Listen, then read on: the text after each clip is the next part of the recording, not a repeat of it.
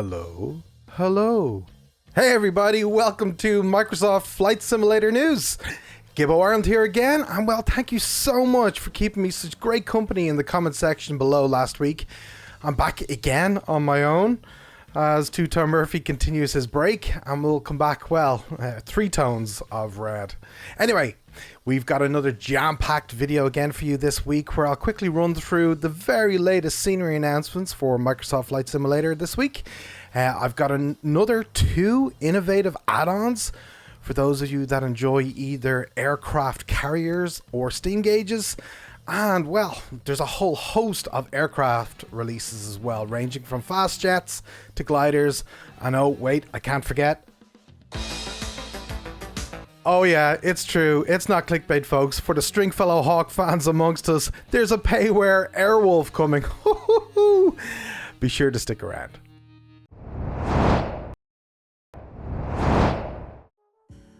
Right, so first up, well, what have we got?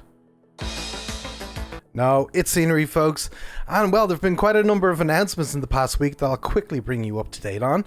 The very first comes from iniScene, and it's San Antonio, Kilo Sierra Alpha Tango. San Antonio International Airport, of course, is Lone Star State's 6th busiest airport and serves 53 destinations in the US and Mexico. So iniScene tell us that they've worked with the airport authorities to gather huge amounts of data to ensure that airport is as accurate as possible. And all that they say is a little teaser to say that not only will the scenery be some of our best work visually, but will also be some details not yet seen before in some of their other products. So this is one to wait for, folks. San Antonio Airport for Microsoft Flight Simulator will be coming soon. We'll move swiftly on to the next one, which is Flight Too High releases Fresno Yosemite International. Now, this is Kilo Foxtrot Alpha Tango. And, well, what you can do here is visit the San Joaquin Valley's primary international airport, Fresno Yosemite, with Flight Too High's latest release. This is home to various military and government operators such as the Fresno Police Department, the California Highway Patrol, and also the 144th Fighter Wing. It features up-to-date airport layouts, impressive passenger animations inside and outside of the terminals, and well, the terminals themselves actually have quite extravagant, if I can say that, decorations both inside and out. It's highly detailed and offers a unique insight when between missions or on a commercial turnaround. This is available right now from simmarket.com, and it's priced at €16 ex VAT. We'll move swiftly on to the next one, which is Flagstaff Airport, brought to us by UK 2000. This is Kilo Foxtrot Lima Golf. So, Flagstaff Airport is located in Arizona. It's serviced by American Eagle and United Express, taking passengers to Dallas, Phoenix Sky Harbor, and also Denver. Alongside the regional traffic, there's a large amount of GA traffic here as well, and in fact over 65% of all movements at the airport are GA, which means this is a kind of a great place for those of us looking to start flights around this US state. So a bunch of screenshots you can see on screen were shared by the developer just in the past day or two, highlighting custom buildings, airport clutter essentially, and some chilly winter textures here too. No further details really were shared other than, well, it'll be dropping on their store very soon indeed. UK 2000 did say that their next airport following Flagstaff will be back in the UK, but no further details were shared about that. So yeah, pretty interesting, gotta say. We'll move quickly on, and the next one comes from DominicDesignTeam, which is Indianapolis International Airport, which is Kilo India November Delta. So Indianapolis International Airport is Indiana's busiest airport. It's also home to the 2nd largest FedEx Express cargo hub in the world, and it sees a large number of different airlines on a regular basis leaving and arriving here across 40 different destinations in the US. DominicDesignTeams have created this with painstaking attention to detail, including a high quality depiction of the terminal and surrounding buildings. There's PBR texturing, there's realistic ground markings, there's custom jetways, detailed terminal interior, and animated passengers. Again, this is available right now from SimMarket, and it's priced at €19 ex VAT. Moving swiftly on, we're getting through it, folks. We have Phuket Airport, gotta be careful there, coming to us from Orbx. This is Victor Tango Sierra Papa. So, being the second busiest airport in Thailand, Phuket sees a number of aircraft and airlines visit on a regular basis. There's over 16 million passengers pass through the doors of Phuket International Airport each year, which is used by nearly 50 airlines as it serves a great location for tourists looking to enjoy, well, the picturesque beaches, the tropical nature, and quite a vibrant city as well. So despite the number of passengers, the airport only has a single 9,800 foot runway. And Phuket does have 3 main terminals which serve airlines such as Thai Air Asia, Pegasus Fly, and Bangkok Airways. Features that come with this airport include custom ground poly, custom designed ground service equipment, simplified interior modeling of the main terminal, and ortho scenery in a nearby area. There's also the newly developed Siam Land Private Jet Terminal. There's a mouthful for those of us looking to take VIPs to the airport. So, Phuket International Airport is now available through Orbx Direct, and it's priced at around $20. Right, so, oh, by the way, that does remind me, there is a sale at the moment. There's a mid-year sale from Orbx right now where you can get up to 40% off most of their products. So you can use that to download that airport or scenery or aircraft that you've been dreaming about at a discount price. They do say to note that it does exclude products that have been released in the past 60 days to be exact, as well as some partner products as well. So yes, this is available until July 3rd, folks, if you want to get a discount.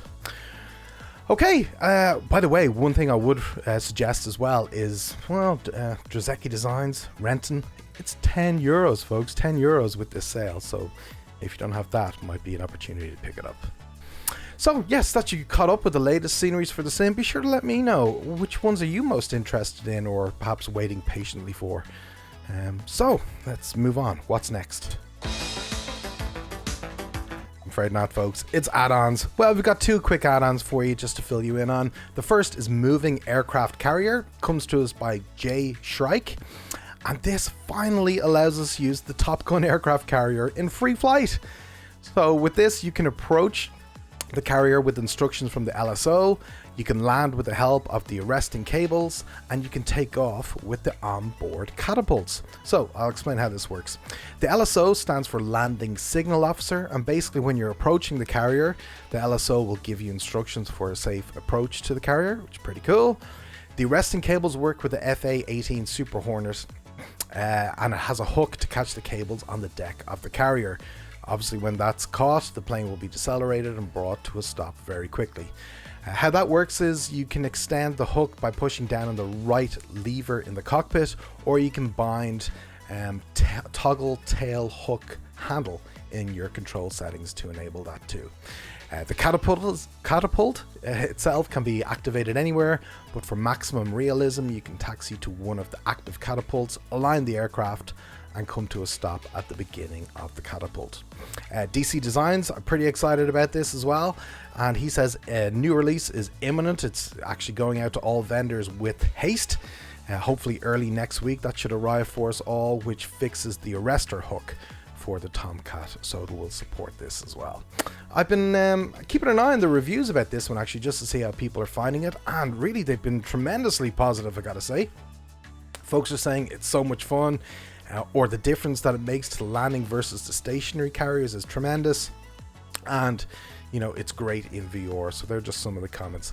This is available right now for free at flightsim.to, link in the description below. Okay, moving on. Next up we have Steam Gauge Overhaul.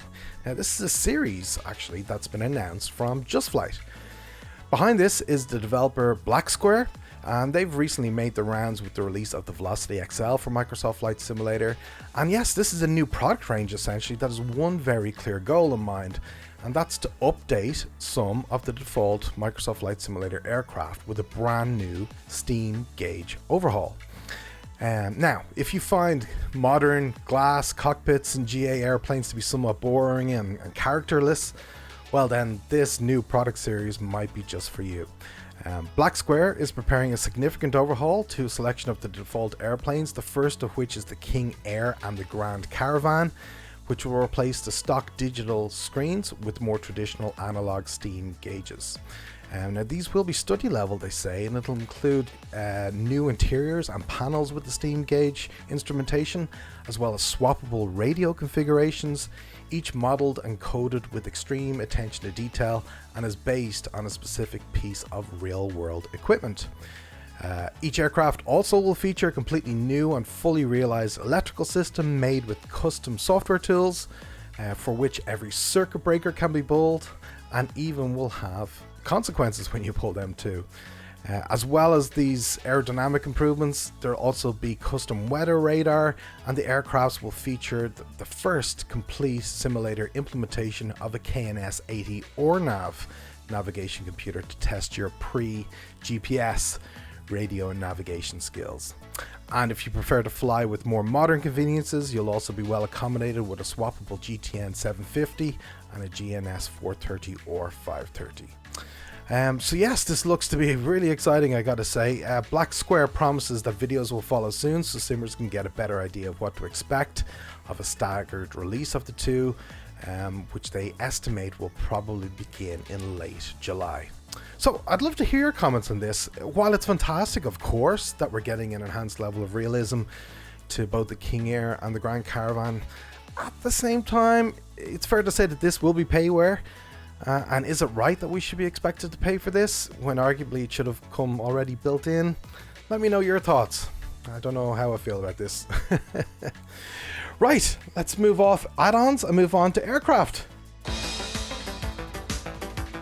Not just yet, folks. I'm such a terrible tease. I mean, not just yet. Okay, first up, we've got from JustFlight again, the Tornado GR1. So this follows on, of course, from, well, this amazing work that JustFlight have been doing on the 146 and the Hawk T1A Advanced Trainer. They're back, and they've announced the Tornado GR1. So the Tornado GR1 is a tandem twin-seat multi-role combat aircraft, and its primary role is high-speed, low-level ground attack. And it's also quite capable of long range as well, high-altitude interception and ground attack too. The Tornado is fitted with cantilever shoulder wings with variable sweep back between 25 and 67 degrees, and forward wing sweep provides takeoff and landing capabilities at low speeds.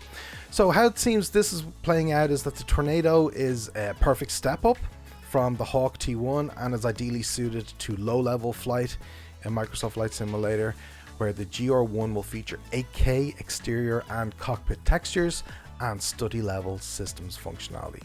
There's no further details about a release date yet to supply, folks, so we'll keep you posted as we hear more. Next up, we have the F117 Nighthawk. Oh, this looks absolutely incredible. Now, we've got some great military airplanes available in the sim at the moment. The F-18, the F-14, the F-104 Starfighter, even the Spitfire, I gotta say. But there's some iconic planes still missing. Blackbird. So here's another one, which is the Lockheed F117 Nighthawk, which of course is America's original stealth plane.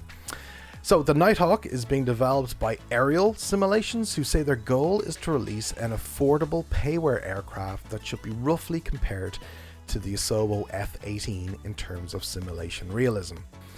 Now the F-117 is one of the most unique airplanes ever designed. It's really unmistakable. Nothing has looked like it before or after, which is, you know, another testament to Lockheed Martin's Skunkworks division, who explore new technologies and achieve breakthroughs on multiple fronts. Now, the F-117's most distinctive feature is its pioneering stealth technology, which is achieved by the unique fuselage that reduces its radar signature to the size of a small bird. But this does come with some significant aerodynamic costs, with the F-117 being known as a notably unstable aircraft that requires a lot of input from its onboard computers to stay aloft. We've got a few images which we're sharing on screen here now from Aerial Sim, and it is looking impressive, I gotta say. And it also seems to be quite a quick evolving project here, with marked improvements since it was first unveiled in May. The developer says that once the visuals are done, that they will focus on the flight model and systems such as the fuel system, which was featured in the latest development update this week. So we don't know yet if Aerial Sim will include the notoriously challenging flight dynamics of the real aircraft, but at least the visuals at the moment are certainly looking the part. More to come again on this soon. Right, we'll move on to what's up next, which is from DC Designs, and it's the AV-8B Harrier 2. So we've heard about this before, we've covered this before in previous shows, and we've got an update from DC Designs who tell us that the Harrier got its PBR work added, which we can absolutely see the differences between this week's images and those of the last time, with proper texturing now in place. DC says that at this time he's elected to go with panel lines and rivets mostly on the textures themselves after using the decal method on the F-14s and Concorde. Other refinements that have been ongoing with the flight model, and just further improvements to the V-style envelope and general handling characteristics. They're already very smooth lift off and landing phases, he tells us, a good transition as well into forward flight and good directional control in the hover. Forward velocity is capped at 30 knots to allow the Harrier to pace ships for landing. They normally move at around 20 knots in flight simulators. So this allows for sea-based operations on any vessels with hard decks. So DC, what he's doing next is, well, he's planning to add the AV-8B Plus and the GR1 variants as well to the package. These will be really exterior model differences only, with the longer nose of the canopy and sensor additions. The cockpit will remain the same essentially for all variants. This widens our choices without creating excessive work that would push the price of the package up, DC tells us. So work continues on this in earnest, and DC gave a best guess for launch of late August or early September, depending on how everything goes. Next up, folks, we've got from the Cirrus Vision Jet by FlightFX. So FlightFX have been in the news with the work that they've done with the developer Marwan Gharib on the H-Jet, easily one of the best biz jets from Microsoft Flight Simulator. And here FlightFX and Volk Tech continue working on the highly promised Cirrus SF50 Vision Jet, which is one of the coolest and most unique business jets currently available in the market. So we've got some latest images from the developers that we wanted to share, and you can see here truly stunning exterior and interior model, goes without question. Development does seem to be progressing very well. The exterior in particular looks really spectacular with a high polygon 3D model and impressive textures. And this is all helped by the stunning livery that's showcased in these shots, which leaves us with a firm space shuttle vibe, I think. It's very, very cool. The cockpit of the Cirrus jet is also previewed here for the first time, and again it looks like a beautiful recreation of the actual environment, and we even get a chance to see the interface and how that's starting to come to life with the screens.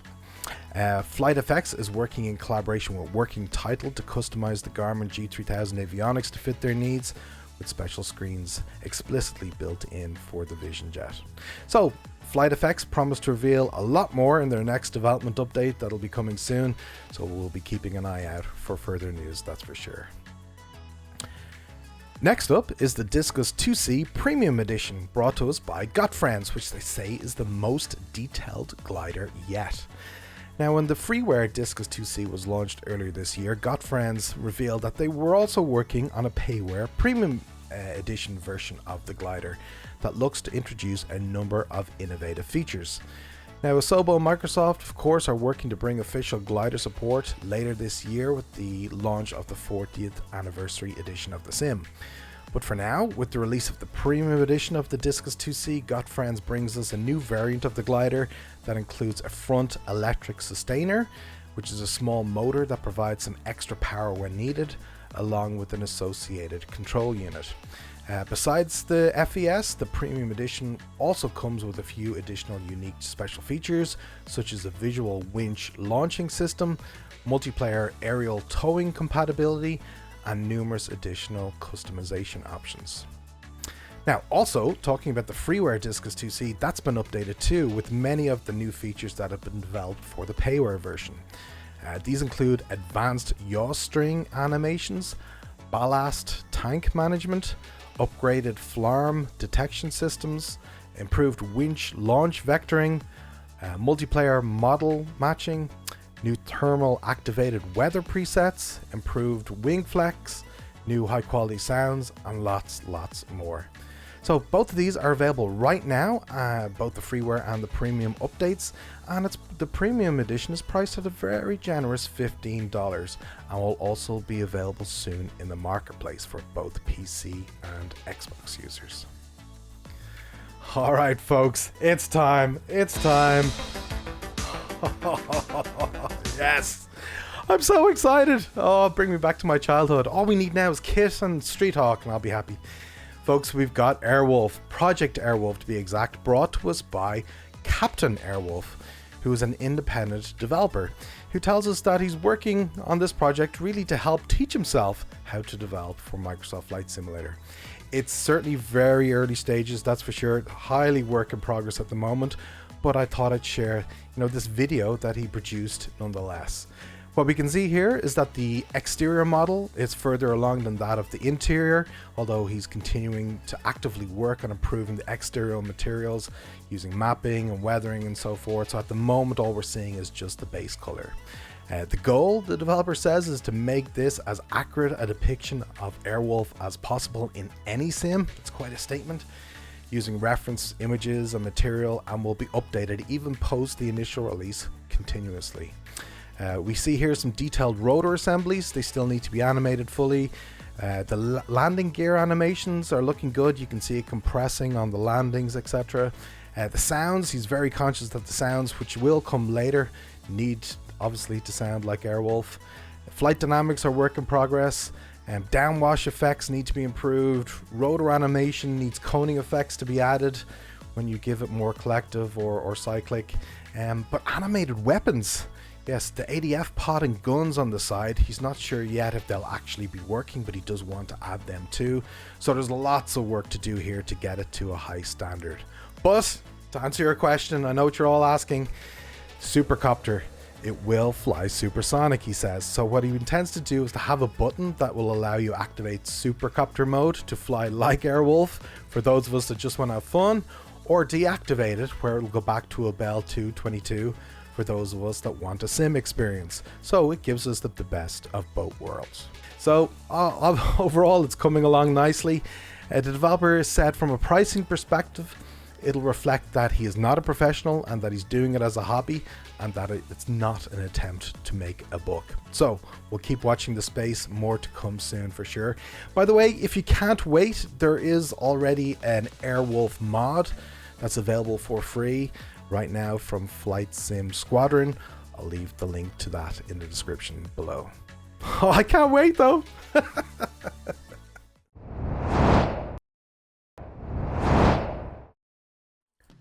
And folks, that's it. Quite a lot to get through this week. Murph, how did I do? Gibbo, you're an absolute legend. Thanks mate, thanks, appreciate it. Folks, thank you so much indeed for watching. I do really appreciate it. A huge thanks to our friends at MSFS add-ons.com who help provide us with the content for the show. And holidays aside, don't forget, TwoToneMurphy streams Monday, Wednesday and Friday at 1900 Zulu live on Twitch at twitch.tv/TwoToneMurphy. Hurry back, Murph, hurry back. Until the next one, blue skies and tailwinds. Thanks for watching. Take care.